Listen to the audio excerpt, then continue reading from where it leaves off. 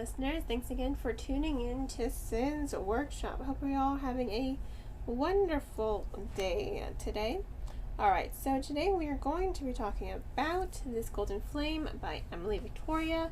It is a young adult fantasy. It follows two characters, Karis and Alex, in this world where scribes kind of rule their country, and they use ancient scribe techniques and something called script ink, to bring automatons to life. Now, as much as I did like this book while I was reading it, I did enjoy it. Let me start by saying that I really did enjoy reading this novel. However, I wanted more from it. I felt like it was lacking a little bit more oomph to it to really captivate my attention. Don't get me wrong, again, I did like it, and I do like the vast amount of representation in this novel, because this is an Own Voices novel. It is Emily Victoria's debut young adult fantasy, and I do think she did a good job with it, but I don't know. There was just something about it. Hopefully by talking about it with you guys, I'll figure it out. I will say this. What I really did like about the novel, what really stood out to me, was the LGBTQ representation in the novel. Karis, early on, you as the reader can guess that she is asexual, and I like that. I really do think that she brought this asexual character to life very well, because I read a novel last year where I think the author missed the mark on asexuality, but with this novel, it only takes the tiniest of details of Karis's perspective, her personality, her narrative, for the reader to understand her sexual orientation. And that's what I liked about it. It's not so, I guess, in your face, like obnoxiously in your face, as if the author didn't know what they were writing about. It was realistic, I think. I was very down to earth. It was very humanistic in the approach to highlight Karis's asexuality, and that's what I liked about it.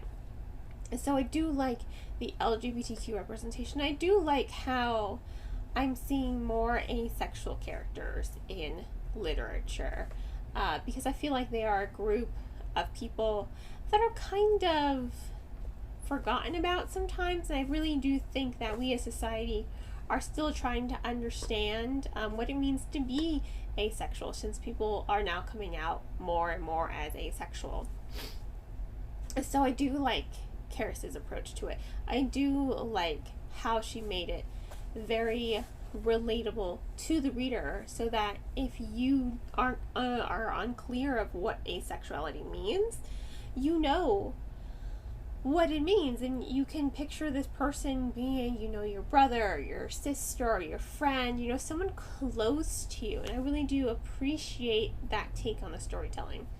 What I also like is her brother. He's at the very least bisexual. At the very least, he's probably gay. He is dating another male character, but I'm just saying, at the very least, he is bisexual, and if he's not, he is dating another male character. And I really do think that that's great, how it just kind of, it's there. It is just there. It exists. There's no explanation. There doesn't need to be any explanation. So I really do appreciate that aspect of the storytelling. I really do like it. I think it is something worth noting for the narrative, as well as Alex as well. Alex is not, he's not human. He's an automaton. He was created like 200 years, and he's been asleep for 200 years. So the world he knows is dead. Gone, erased. And he's woken by Karis. And I like his relationship with Karis. I think it's very wholesome. I will say this book is very it's very clean. You know, there's nothing explicit that goes on in this story. It's very neat, it's very clean. I really do think it's very humanistic. I really do think it's very realistic as far as the character dynamics go. You also do have a heterosexual relationship developing as well. So you've got a lot to draw the reader in with the characters. And I do like this underlining plot where it's about Karis just trying to look for her brother, just trying to reunite with her brother who was taken from her ages ago.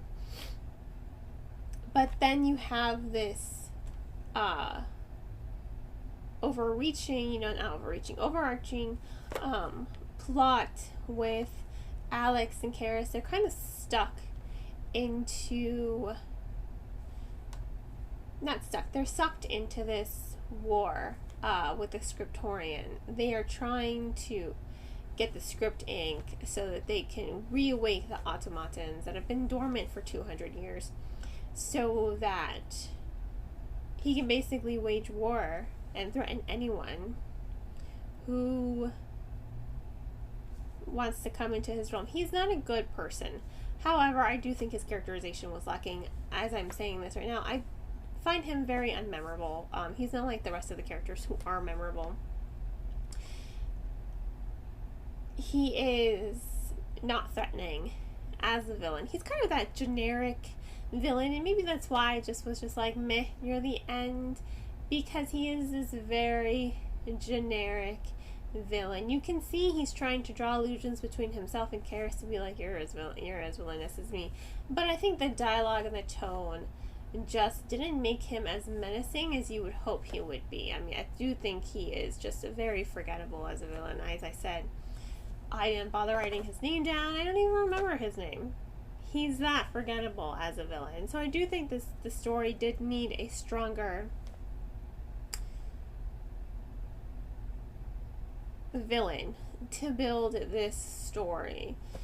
And you know, there are a lot of high tension moments in the story.